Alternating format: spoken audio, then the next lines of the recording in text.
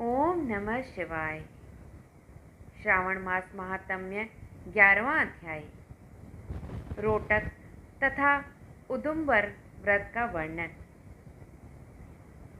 सनत कुमार बोले, हे देव, श्रावण मास के वारों के सभी व्रतों को मैंने आपसे सुना, किंतु आपके वचनामृत का पान करके मेरी तृप्ति नहीं हो रही है। हे प्रभु, श्रावण के समान अन्य कोई भी मास नहीं है, ऐसा मुझे प्रतीत होता है। अतः आप तिथियों का महात्म्य बताइए। ईश्वर बोले, हे सनत कुमार, मासों में कार्तिक मास श्रेष्ठ है, उससे भी श्रेष्ठ माघ का आ गया है, उस माघ से भी श्रेष्ठ वैशाख है, और उससे भी श्रेष्ठ मार्गशीर्ष है, जो श्रीहरि को अत्यंत प्रिय है।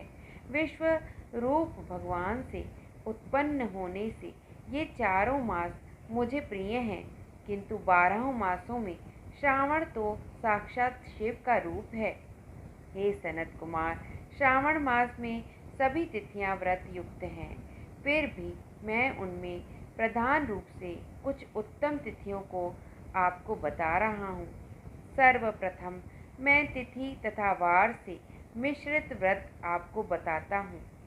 श्रावण मास में जब प्रतिपदा तिथि में सोमवार हो तो उस महीने में 5 सोमवार पड़ते हैं। उस श्रावण मास में मनुष्यों को रोटक नामक व्रत करना चाहिए। यह रोटक नामक व्रत 3.5 महीने का भी होता है।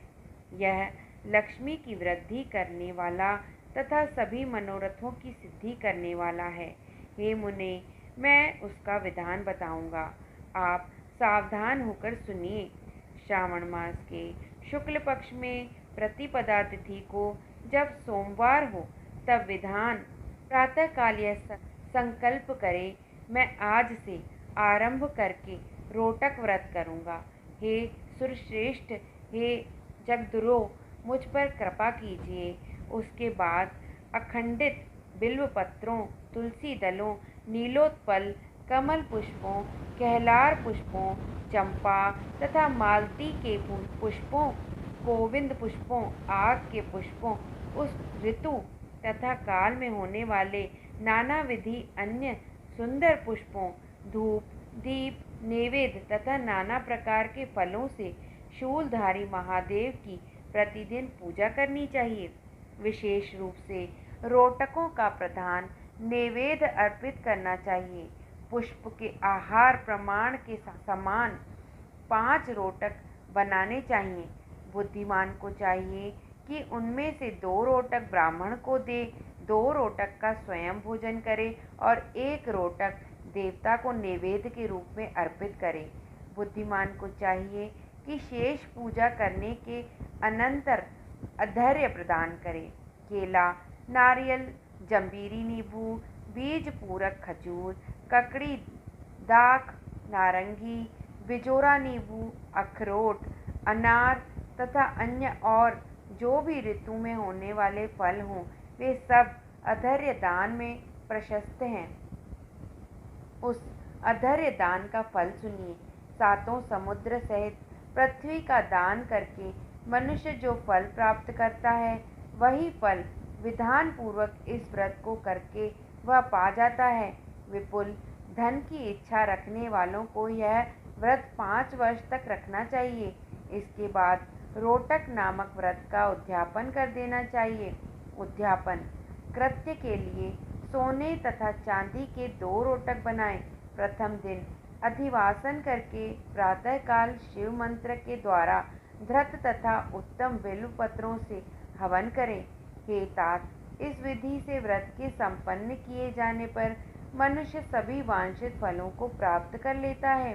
हे सनत कुमार, अब मैं द्वितीया के शुभ व्रत का वर्णन करूंगा, जिसे श्रद्धा पूर्वक करके मनुष्य लक्ष्मीवान तथा पुत्रवान हो जाता है। औटुंबर नामक वह व्रत पाप का नाश करने वाला है। शुभ सावन का महीना आने पर द्वितीया तिथि को प्रातःकाल संकल्प करके बुद्धिमान को विधि पूर्वक व्रत करना चाहिए।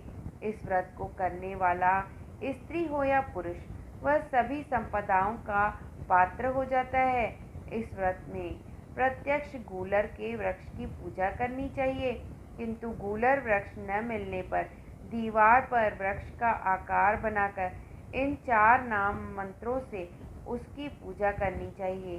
हे उदुम्बर, आपको नमस्कार है। हे हेम पुष्पक, आपको नमस्कार है। जंतु सहित फल से युक्त तथा रक्त अंड तुल्य फल वाले आपको नमस्कार है।